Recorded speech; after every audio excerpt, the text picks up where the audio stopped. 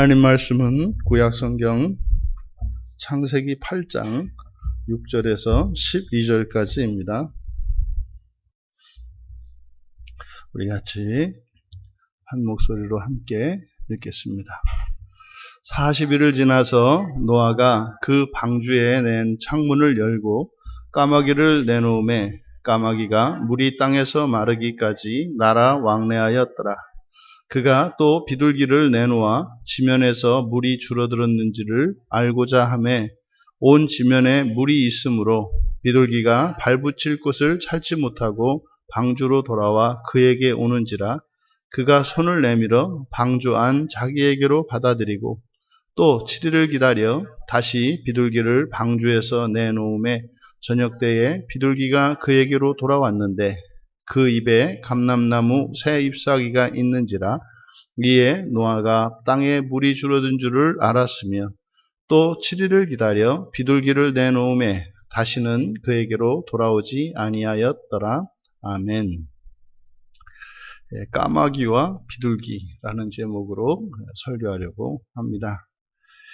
본문의 내용인 즉슨 이제 물이 마르기, 물이 줄어들기 시작을 했고, 그리고 이제 바로 앞에 열째 달 초하룻 날 노아의 나이 600세인 600세가 되던 해 10월 1일이 되겠죠. 10월 1일에 이제 산들의 봉우리가 보이기 시작했더라. 이제 이렇게 말씀을 하고, 이제 그로부터 이제 40일이 지나서 이 40일이 지나고 난 뒤에 이제 노아가 이제 새를 내보내서 과연 이제 바깥 어느 곳에 이제 땅이 이제 드러났는지, 물이 줄어서 땅이 드러났는지를 이제 살펴보기 위해서 이제 까마귀와 이제 비둘기를 내보냈었다는 거죠. 이것을 정탐을 시켜서 그것으로 이제 알고 이제 방주에서 나오게 된 사건을 이야기하고 있는데, 모세는 이 본문을 보면 6절에서 12절까지는 서로 이렇게 동심원 구조로 되어 있습니다. 그래서 7절과 12절이, 그리고 8절과 11절이, 9절과 10절이 서로 동일한 내용이 이제 반복이 돼서 마치 동심원 세 개를 그리고 있는 그런 구조로 되어 있습니다. 그러니까 이것은 특별한 어떤 의도를 가지고 어떤 의미를 나타내고자 하는 문학적 기법입니다. 먼저 어떻게 그렇게 되어 있는가를 살펴보면, 이제 7절에 이제 먼저 까마귀를 내놓았습니다. 그러니까 까마귀를 내놓음에 까마귀가 물이 땅에서 마르기까지 날아 왕래하였더라. 그래서 까마귀를 내놓았다. 이 내놓았다라고 하는 샬라흐라고 하는 말이 이제 반복이 되는데, 까마귀를 내놓았다. 근데 12절에는 이제 비둘기를 내놓았다. 이렇게 되어 있습니다. 까마귀를 내놓았다, 비둘기를 내놓았다. 그러니까 까마귀와 비둘기를 대조시키고 있거든요. 그리고 이제 8절과 11절이 이제 대꾸를 이루는데, 8절을 보니까 또 비둘기를 내놓았다. 그런데 줄어들었다. 이렇게 되어 있죠. 비둘기를 내놓았는데 줄어들었다. 11절에 가보셔도 이제 또 비둘기가 나오고, 그리고 물이 줄어들었다라고 하는 말이 이제 나옵니다. 물이 줄어들었다. 그리고 9절과 10절에도 가면 9절에도 비둘기, 그리고 10절에도 비둘기 이렇게 나옵니다. 그러면 왜 지금 모세는 바로 앞에서 이 방주를 기억하신 하나님, 그래서 하나님께서 그 방주에 타고 있는 노아와 그 안에 있는 생물들을 기억하신다고 하는 이 말씀을 주시고, 그리고 여기서 왜 이제 까마귀와 비둘기의 대조를 시키고 있을까? 이것은 이제 의도적인 겁니다. 그러면 이 7절의 까마귀와 12절에 비둘기가 대조되고 있는데, 실제로 이 까마귀라고 하는 새는 이제 레위기와 신명기에서 이제 부정한 새로서 이렇게 이제 거론이 되고, 그리고 창세기에서는 딱 한 번 여기에서만 이제 등장을 하는 새입니다. 그러면 여기서 의도적으로 왜 까마귀와 비둘기를 대조시키고 있을까? 그러면 까마귀와 비둘기가 어떤 차이가 있는지를 우리가 본문에서 살펴볼 수가 있는데, 7절에서 까마귀를 내놓았는데 까마귀가 물이 땅에서 마르기까지 날아 왕래하였더라, 이렇게 되어 있습니다. 여기서 왕래한다라고 하는 것은 그냥 가고 오고예요. 가고 오고, 갔다가 돌아왔다가 갔다가 돌아왔다가. 그런데 이 비둘기는 이제 8절에서부터는 그 이후로, 그러니까 처음에 7절에서 맨 처음에 까마귀를 내보내고 8절에서부터는 계속 이제 비둘기를 내보냅니다. 근데 이 비둘기를 보면 비둘기를 내보내면은 갔다가 물이 있으므로 9절에 보면은 발붙일 곳을 찾지 못하고 방주로 돌아와 그에게 오는지라, 이렇게 되어 있습니다. 그러니까요, 또다시 11절에 가봐도 비둘기가 그에게로 돌아왔다, 이렇게 얘기를 합니다. 그러니까 비둘기와 까마귀의 차이점은요, 비둘기는 방주에서 날아서 나갔다가 다시 방주 안으로 돌아옵니다. 나갔다가 돌아와요. 근데 까마귀는 갔다가 돌아오는데 방주 안으로 들어오지는 않습니다. 그러니까 날아서 갔다가 다시 방주로 왔다가 또다시 갔다가 또다시 방주로 오는데 방주 안으로는 들어오지 않고 방주 위에 이제 뭐 지붕에 앉았다가 또 가는 거죠. 지금 요 까마귀의 이 행태와 비둘기의 이 행태를 모세는 지금 대조하고 있습니다. 마치 우리가요, 하나님을 믿고요, 하나님의 구원을 절대적으로 의지하는 사람이 있고, 하나님께서 참으로 기억하신다고 하셨고, 반드시 하나님은 구원의 행동을 하시고 구원을 이루십니다, 하나님의 때에. 그런데 까마귀와 같은 사람이 있고, 그리고 비둘기와 같은 사람이 있다고 이야기를 하는 건데, 까마귀와 같은 사람이라는 것은 하나님을 의지하지 않고 자기의 힘으로 자기의 소견대로 자기의 문제를 해결하는 그런 경우를 까마귀로 나타내고, 그리고 비둘기와 같은 경우는 이제 사명을, 까마귀나 비둘기나 똑같은 것은 사명을 띠고 나간 거거든요. 물이 과연 말랐는지, 이제 정말 이들이 방주의 문을 열고 내릴 때가 되었는지를 살펴보기 위해서 그 사명을 띠고 둘이 다 갔는데, 까마귀는 자신의 힘으로 자기의 살 길만을 찾는 것이고, 비둘기는 사명을 위해서 가고, 그리고 전적으로 방주를, 그러니까 하나님이겠죠, 하나님을 의지하는 것을 나타낸다. 그런데 또 여기서 보면 이 비둘기는요, 3번 나가서 이제 2번 돌아오고, 그리고 3번 나갔다가 1번, 2번, 3번 나갔다가 2번 돌아오고, 3번째는 돌아오지 않습니다. 그런데 그 3번 나갈 때 그 간격이 일주일 간격이에요. 보냈다가 돌아와서 일주일 있다가 다시 한번 또 보냈다가 돌아오고 방주 안으로 들였다가, 그리고 일주일이 지나서 다시 한번 또 보냈는데 돌아오지 않습니다. 그러면 여기서 지금 일주일 후, 7일 후라고 하는 이 7일은 특히 지금 우리가 이 창세기 시작에서 7이라고 하는 숫자는 하나님의 첫 창조의 수예요. 창조의 숫자가 7입니다. 6일 동안 창조를 완성하시고, 그리고 7일째에 쉬심으로써 비로소 안식을 통해서 완전한 창조가 이루어지는데, 그러면 이 7이라고 하는 이 7수는 바로 창조의 수입니다. 그런데 그러니까 3번 내보낼 때, 2번 그 사이에 쉬는 기간이 일주일인데, 그 일주일의 기간, 그러니까 이것은 2번의 창조는 창세기 1장과 창세기 2장에 나와 있는 첫 창조와 재창조를 나타낸다. 그러면 비로소 첫 창조와 재창조를 지나고 난 뒤에 이 요나, 이제 비둘기가 요나란 말이에요. 이 비둘기가 마침내 자유를 찾아서 그리고 사명을 완수하고 이제 멀리 떠나서 갑니다. 완전한 자유를 누리죠.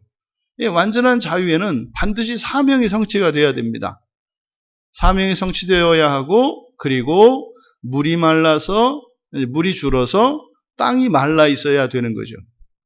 그래서 이 2번의 창조, 첫 창조와 재창조를 통해서 하나님의 창조가 완성되며, 거기에서 비로소 하나님의 그 창조의 계획이 완성되며 완전한 자유와 평화가 있음을 암시하고 있다. 그래서 이 2번의 7일과 비둘기를 통해서 하나님의 창조가 첫 창조와 재창조로 되어 있다고 하는 사실을 또한 가르쳐 줍니다. 우리가 하나님은요, 동일하십니다. 모든 사람들에게 동일하십니다. 똑같이 사랑하시고 똑같이 구원하십니다. 하나님은 신실하십니다. 우리가 어떠한 사람이든지, 우리가 어떠한 처지에 있든지, 우리가 하나님을 믿고 의지한다면 하나님의 구원은 변함이 없습니다. 변함이 없습니다. 하지만 모든 사람이 하나님의 은혜를 입는 것은 아닙니다. 바로 이 까마귀와 같이, 비둘기와 같이 이 서로 다른 대조가 나타난다 이 말이죠. 이것은 크게는 예수 그리스도를 믿는, 오늘날 우리의 시대에 예수 그리스도를 믿는 그리스도인이 있는가 하면 결단코 예수를 믿지 않고 자신의 힘으로 자신의 인생을 책임지며 살아가려고 하는 사람이 있습니다. 반드시 있습니다. 또한 이것은 우리들 자신에게, 또 우리 교회 안에 적용한다 하더라도 교회 안에서조차 하나님을 의지하고 하나님의 구원을 기대하며 하나님의 때를 기다리는 이 비둘기와 같은 자가 있는가 하면 교회 안에서조차도 하나님을 전적으로 의지하지 못하고 하나님을 믿는다 하는 이런 외적인 신앙생활은 할지라도 실제로 자신의 인생을 전적으로 하나님께 의지하지 못하는 그런 신자도 있습니다.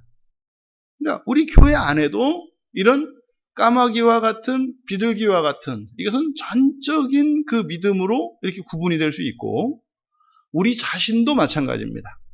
우리 자신도 어떤 영역에 있어서는 하나님을 전적으로 의지하고 하나님의 때를 기다립니다.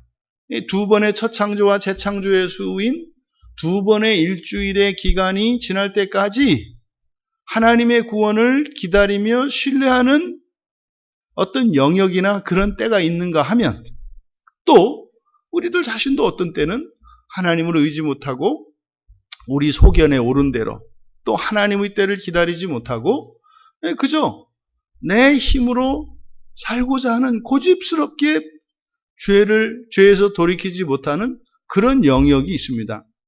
근데 보십시오. 까마귀나 비둘기나 어차피 물이 줄어들고 땅이 마를 때까지 갔다가 왔다 왕래하는 건 똑같습니다. 하나도 다를 게 없습니다. 단지 뭐예요? 까마귀는 방주 안으로 들어오지 않고 방주 위에 앉아 있는 거고요. 비둘기는 갔다 와서 방주 안으로 들어와서 그 안에서 충분한 쉼을 얻는 겁니다. 하는 건 똑같은데 쉼이 달라요. 그러면 누가 더 수고하겠어요? 당연히 까마귀가 더 수고합니다.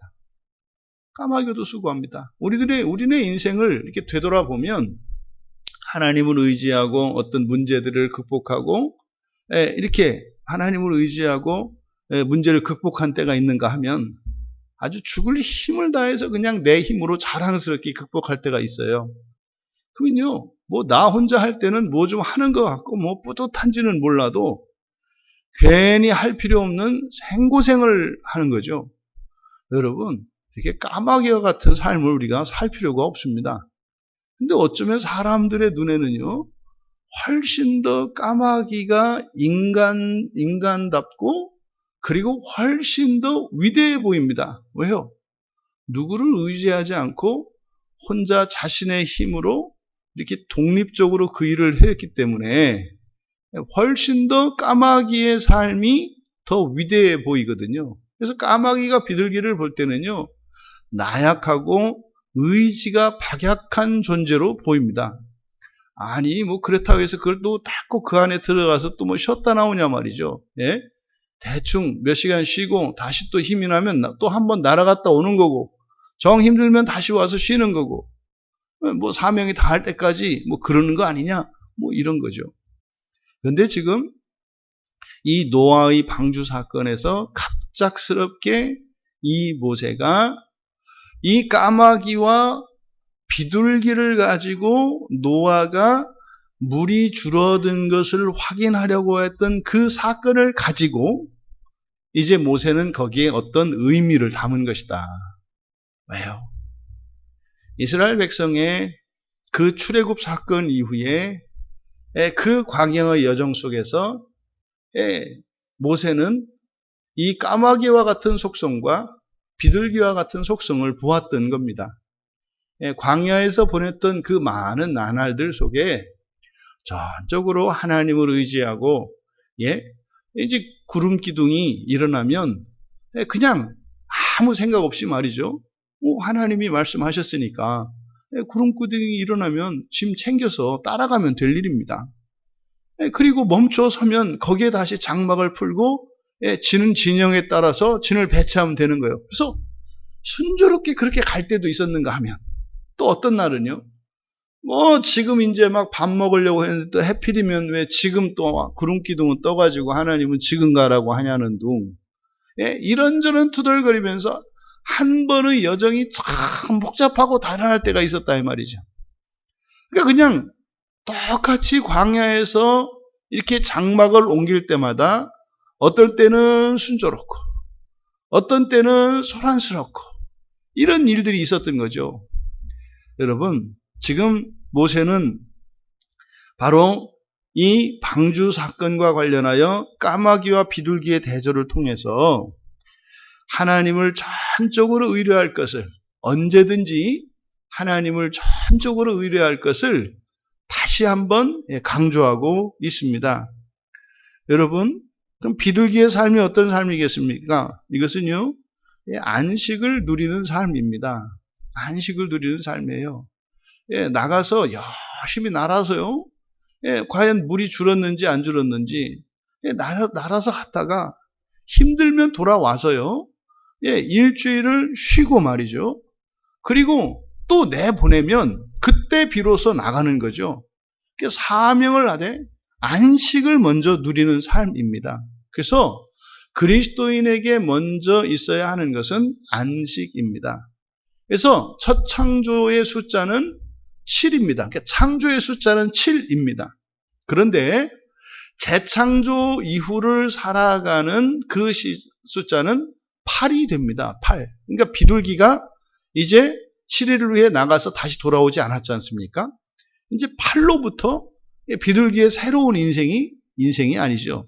뭐 조생이라 그래야 되나요? 뭐 비둘기의 새로운 삶이, 새로운 생활이 시작이 되지 않습니까? 그런데 바로 재창조 이후를 살아가는 그리스도인의 시작은 어디에서 시작이 돼요? 안식에서 시작을 한다고요. 안식을 통해서 이제 재창조의 숫자인 8을 향해 나가는 겁니다. 그래서요, 우리들이 첫 창조에서는 마지막 7에서 쉽니다만, 재창조에서는 마지막 그 7에서 쉬는 것이 아니라, 그 7에서 그 안식을 누리고 우리의 삶의 시작을 8로 시작을 하는데, 우리의 삶의 시작이 뭐로부터 시작이 돼요? 하나님을 예배하는 것으로 시작이 돼요. 그래서 이 재창조를 살아가는 그리스도인이 안식일을 지키지 않고 주일을 지키는 이유는 우리들이 해야 하는 첫 번째 일이 하나님을 예배하는 것이라는 거죠. 하나님을 예배하는 것이라는 것은 바로 창조주이신 하나님을 전적으로 의뢰하며 우리의 삶을 살아간다라고 하는 우리의 신앙 고백인 것입니다. 그래서 그리스도인의 모든 삶의 시작은 안식인데 그 안식은 어디에서 온다? 예배에서 온다. 그래서 우리의 시작은 예배입니다. 또 이 까마귀나 비둘기나 둘 다 사명을 가지고 있습니다. 까마귀도 사명을 가지고 있고 비둘기도 사명을 가지고 있습니다. 하지만 이 까마귀의 사명과 비둘기의 사명은 다릅니다. 까마귀의 사명은 나 살자고 하는 것이고 비둘기의 사명은 바로 이 방주 안에 있는 모든 생명들이 이제 나올 수 있도록 하는 사명입니다. 그러니까 까마귀는 방주 안의 생물과는 상관이 없다 이 말이에요. 나만을, 그러니까 개인적 사명, 개인적 구원을 위한 사명이 되겠고, 비둘기는 모두를 위한, 모두의 구원을 위한 사명이 되겠다. 비둘기의 삶은 바로 공동체적인 사명으로 살아가는 것을 비둘기의 삶이라고 하겠다. 그리고요, 이 까마귀는 왕래하면서 어차피 마를 때까지는 가지 못합니다. 그래서 자신의 뜻대로 사는 것 같지만 결코 자유롭지가 않아요. 방주를 떠날 수가 없다고요. 자유롭지가 않습니다. 근데 오히려 날아갔다가 돌아와서 노아의 손에 얹혀서 방주 안에 들어가는 이 비둘기가 오히려 자유롭죠. 그러니까 신앙 안에 있는 것이 어떤 사람에게는 자유를 구속당하는 것 같이 보일지라도 신앙 안에 있는 사람들이 누리는 그 자유를 모르기 때문인 거죠. 그래서 이 요나의 삶이라고 하는 것은 바로 참된 자유를 신앙 안에서 찾는 것이 바로 이 비둘기의 인생이겠다. 여러분들의 인생이 참된 안식을 누리는 삶이 되기를 원합니다. 어디에서요? 예배에서요.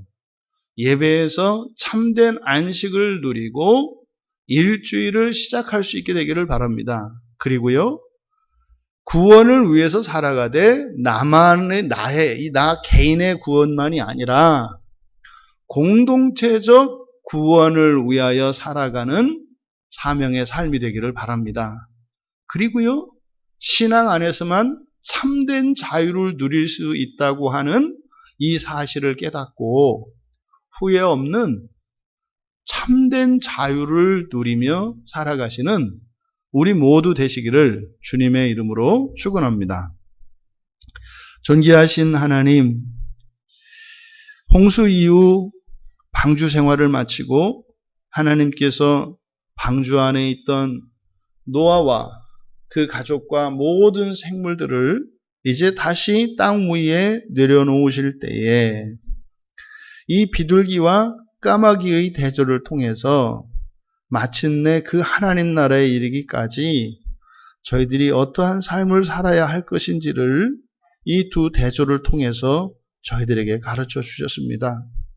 하나님, 저희들이 이 세상을 살아가는 동안 하나님을 예배하는 일이 참된 안식이 되게 하여 주시고 나 한 사람을 통하여 온 세상을 구원하시고자 하시는 하나님의 그 기뻐하시는 뜻을 깨달아 늘 주님의 몸된 교회와 함께 공동체적 구원의 사명을 위하여 살아가게 하시며 예수 그리스도 안에서 누릴 수 있는 참된 자유를 누리는 삶이 되게 하옵소서.